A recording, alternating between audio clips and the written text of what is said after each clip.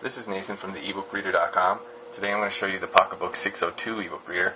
So I'm going to move kind of fast here. There's a whole bunch of different settings and stuff to show. So this is the home screen. You got different widgets here.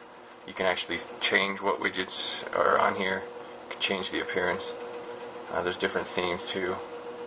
So one of the really cool things about the PocketBook e-readers is you can come in here and change what all the keys do.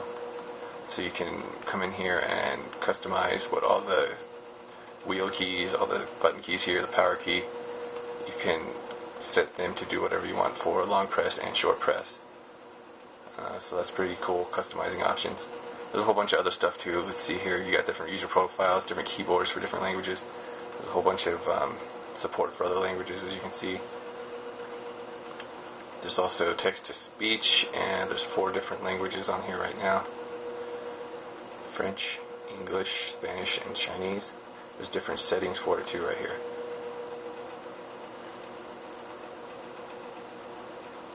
So down here it has 2 speakers under there for this text-to-speech and for playing MP3s. Micro SD card slot. It's got the G sensor. If you want to turn pages left-handed, you can just turn it upside down with these buttons right there. Okay, so I'll show you a book really quick here.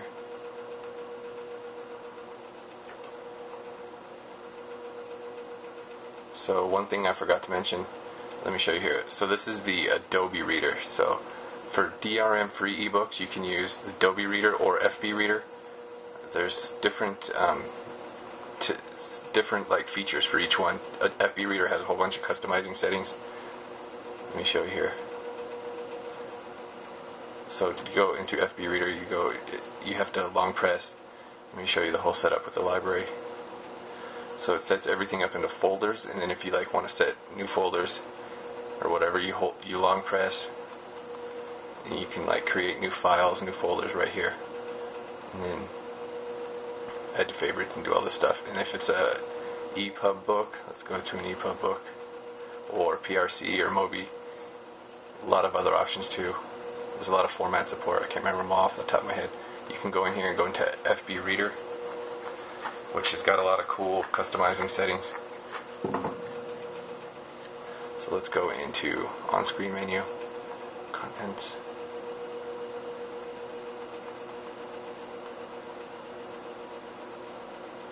So you turn pages obviously with this, or you can set it up to do whatever you want. I got it set up to use the wheel as well.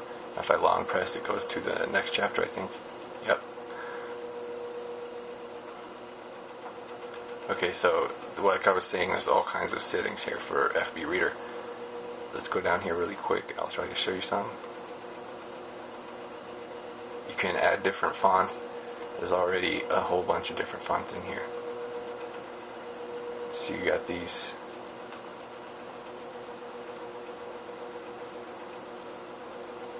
to choose from. You got the preview right there, and then you can come over if you want to set it for bold. You can have it be bold, italic, full italic, whatever, and then you can set the font size right there. You can set line spacing, hyphenations. That's one thing I think I really like about FB Reader, is it sets everything up. Well, that's a pretty hideous font. Let's go into a different one. I'm not into that monospace looking stuff. Let's go back to, well, let's go with this one.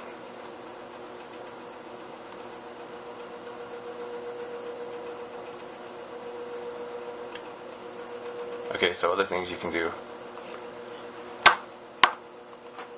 is change the font size by pushing up and down. Obviously it depends if you set the functions different, like I was saying with the key mapping. So that's a bunch of different font sizes, and of course you got the landscape mode.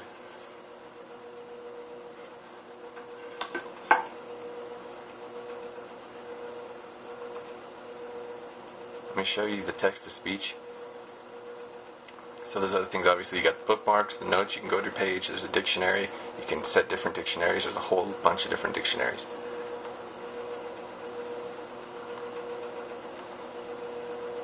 It does take a second to get going here.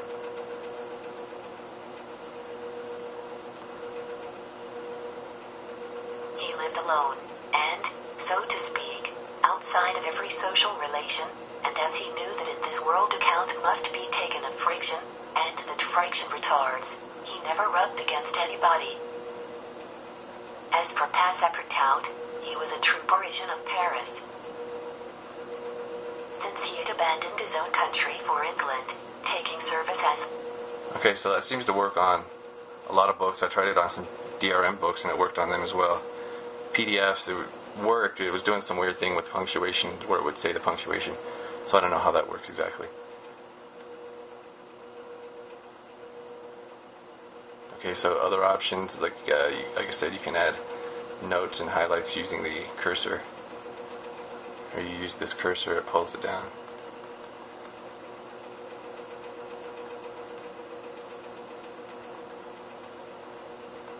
Okay, so let's see here. The dictionary. Like I said, there's a whole bunch of different dictionaries. And then you can just highlight, move the cursor for the word.